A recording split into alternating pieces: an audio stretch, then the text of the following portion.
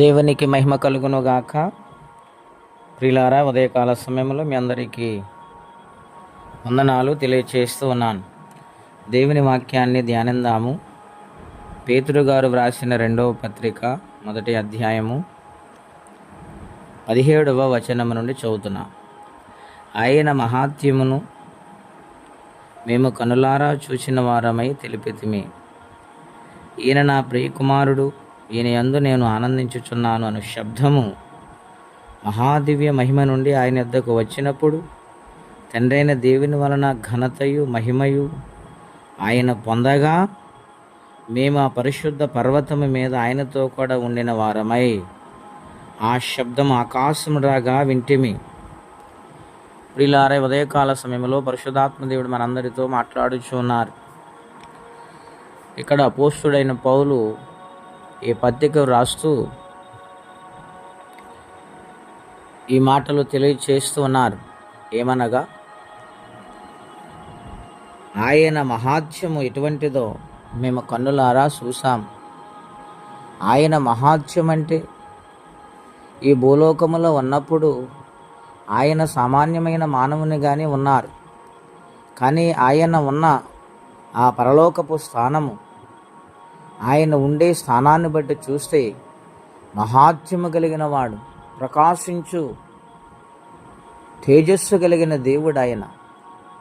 అందుకనే వ్రాయబడింది, సమీపింపరాని తేజస్సులో ఆయన మాత్రమే వసింపగలడని. అటువంటి దివ్య మహిమను వారు కన్నులారా చూశామని ఇక్కడ పేతురు గారు మాట్లాడుతున్నారు.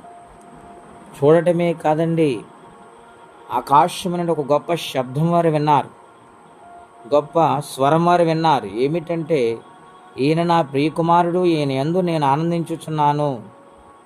ఆ ప్రియకుమారుని గూర్చి తండ్రి మాట్లాడుతూ ఉండగా వారు ఆ స్వరాన్ని, ఆ మాటను విన్నారు. అది ఎక్కడి నుండి వచ్చింది అని ఆలోచన చేస్తే మహాదివ్య మహిమ నుండి, అంటే పరలోకము నుండి, ఆ దివ్య మహిమ నుండి వారి యొద్దకు ఆ స్వరం వచ్చింది. వారు ఆ మాట విన్నారు. ప్రియులారా, ఈ సన్నివేశం అంతా ఎక్కడ జరిగిందని ఆలోచన చేస్తే ఆ పరిశుద్ధ పర్వతము అని అంటూ ఉన్నాడు.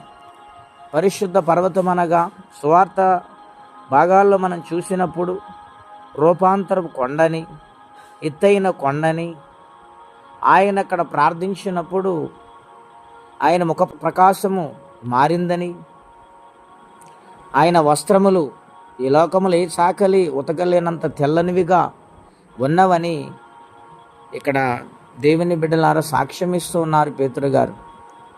గనుక ఆ దివ్య మహిమ కలిగిన ఆ మహాదేవుని ఆరాధించగలిగిన మనము ఏ విధముగా వారు చూసి పొందుకుని ఉన్నారు, మనము చూడకుండా ఆ విశ్వాసము చేత ఎలాగో ఆయన దివ్య దర్శనాన్ని చూడగలమంటే ప్రార్థనని ఆయుధాన్ని ధరించాలి.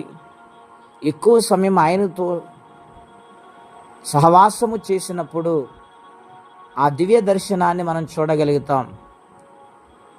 ప్రియులారా, ఈ లోకములో ఉన్న వాటిని వెదకటము కాదు, కానీ నిత్య పరలోకములో ఉన్న వాటిని వెదకాలంటే మనం ఒక ప్రత్యేకమైన రీతిలో భక్తి జీవితం కలిగి ఉండాలని, దేవుని కొరకు నమ్మకంగా బ్రతకాలని కోరుకుంటే మాటలు నేను ముగిస్తున్నాను. ప్రార్థన. పరిశుద్ధుడు అయిన తండ్రి, ఘనమైన మీ నామం కొరకై స్తోత్రం చెల్లిస్తున్నాం. మీ మహా దివ్య మహిమను నాయన అక్కడున్న అపోస్తులు చూశారు ప్రభు. ఇక్కడ నాయన గొప్ప సాక్ష్యం ఇస్తున్నారు తండ్రి. మీకు స్తోత్రములు, స్తోత్రములు.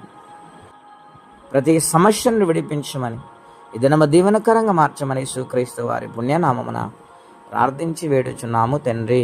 ఆమేన్. దేవుడు దీవించును గాక. ఆమేన్.